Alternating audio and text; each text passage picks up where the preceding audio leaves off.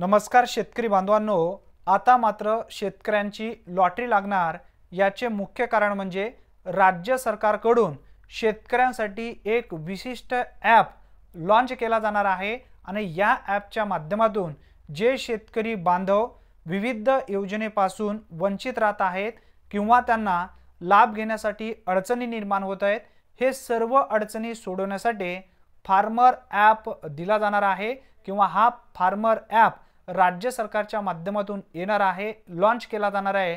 यासाठी आज राज्य सरकारकडून एक विशिष्ट शासन निर्णय सुद्धा घेण्यात आलेला आहे आणि या शासन निर्णयामध्ये पूर्ण डिटेल्स माहिती देण्यात आली आहे। मित्रांनो, प्रत्येक शेतकऱ्यांनी हा शासन निर्णय व्यवस्थित समजून घेतला पाहिजे, कारण भविष्यामध्ये विविध योजनेचा लाभ जर आपल्याला मिळवायचा असेल, काही अडचणी जर आल्या तर कशा पद्धतीने सोडवता येणार आहे याबद्दलची सुद्धा माहिती प्रत्येक शेतकऱ्यांना असणे गरजेचे आहे। त्यासाठी नक्की हा व्हिडिओ शेवटपर्यंत पहा। तत्पूर्वी चॅनलवरती पहिल्यांदाच आला असाल तर चॅनलला सबस्क्राइब करून बेल नोटिफिकेशनला क्लिक करा। चला तर मग व्हिडिओ सुरू करूया। शेतकरी बांधवांनो, प्रत्येक शेतकऱ्यांनी हा जो शासन निर्णय आहे व्यवस्थित समजून घेतला पाहिजे, कारण भविष्यामध्ये अतिशय महत्त्वपूर्ण ही माहिती आहे। शेतकऱ्यांना उपयुक्त व सर्वसमावेशक असे सिंगल विंडो इंटरफेस असलेले फार्मर ॲप आणि इंटरफेस पोर्टल तयार करण्यासाठी समितीचे गठन करणे, यासाठी महाराष्ट्र शासनाच्या माध्यमातून हा शासन निर्णय घेण्यात आलेला आहे। समितीचे काम काय असणार आहेत याचे मुद्दे सुद्धा आपण पुढे समजून घेणार आहोत। थोडक्यात या ठिकाणी जी माहिती देण्यात आली आहे प्रस्तावनेमध्ये ती समजून घेऊया। शेतकऱ्यांना त्यांच्या दैनंदिन कृषी व तदनुषंगिक कामे करीत असताना विविध प्रश्न समस्यांचा सामना करावा लागतो। शेतकऱ्यांना उद्भवणाऱ्या समस्यांचे निराकरण एकाच ठिकाणी करण्यासाठी त्यांना कृषीविषयक योजनांची माहिती एकाच ठिकाणी उपलब्ध करून देणे, योजनेचा लाभ तत्परतेने उपलब्ध करून देणे, कृषीविषयक योजनेचा लाभ प्राप्त करून घेण्यासाठी अर्ज करणे इत्यादी सर्व बाबीकरिता एकाच ठिकाणी सुविधा मिळणे आवश्यक आहे।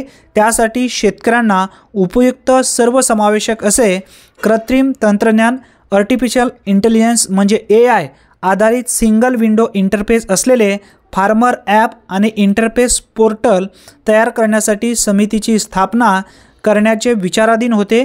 यासाठी या ठिकाणी ही जी समिती आहे ती समिती गठीत करण्यात आलेली आहे।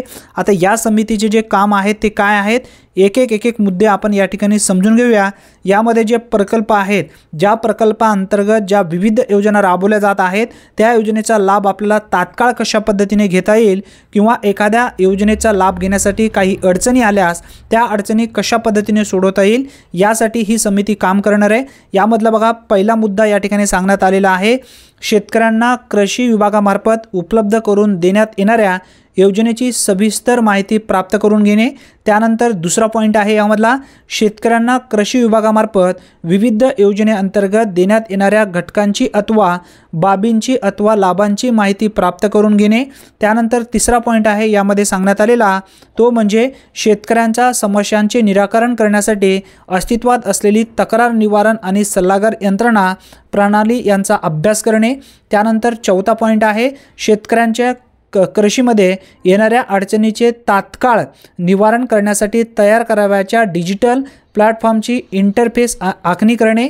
याचबरोबर पाचवा पॉईंट यामध्ये सांगण्यात आलेला आहे, सद्यस्थितीत कृषी विभागाअंतर्गत अस्तित्वात असणाऱ्या विविध संगणकीय प्रणालीचा अभ्यास करणे, उदाहरण नानाजी देशमुख कृषी संजीवनी प्रकल्प यांची संगणकीय प्रणाली आणि महाअग्री DBT प्रणाली, अग्रिस्टेक प्रकल्प, केंद्र शासनाचा जो विस्तार प्रकल्प आहे अशा सुद्धा प्रकल्पांना या ठिकाणी मदत होणार आहे। त्यानंतर सहावा पॉईंट आहे यामध्ये सांगण्यात आलेला तो म्हणजे शेतकऱ्यांना पीक पाहणी, हवामान, बाजारभाव इत्यादी बाबीसाठी सध्या उपलब्ध यंत्रणेचा अभ्यास करून उपरोक्त इंटरफेस मार्फत कृत्रिम बुद्धिमत्ता तंत्रज्ञानाचा वापर करून सल्ला देणे। त्यानंतर सातवा पॉईंट आहे, उपरोक्त बाबी व आवश्यकतेनुसार अन्य बाबींचा अभ्यास करून शेतकऱ्यांना उपयुक्त व सर्वसमावेशक असे डिजिटल प्लॅटफॉर्म फार्मर ॲप आणि इंटरफेस पोर्टल तयार करण्यासाठी सविस्तर प्रकल्प अहवाल सादर करणे या समितीचं काम असणार आहे। मित्रांनो, आता या अंतर्गत या ॲपमध्ये एकही शेतकरी वंचित राहणार नाही, म्हणजे नक्की प्रत्येक शेतकऱ्यांना याचा लॉटरीचा फायदा होणार आहे, कारण यामध्ये जे लाभार्थी पात्र होतील अशा प्रत्येक लाभार्थ्यांना नक्की फायदा मिळेल। धन्यवाद।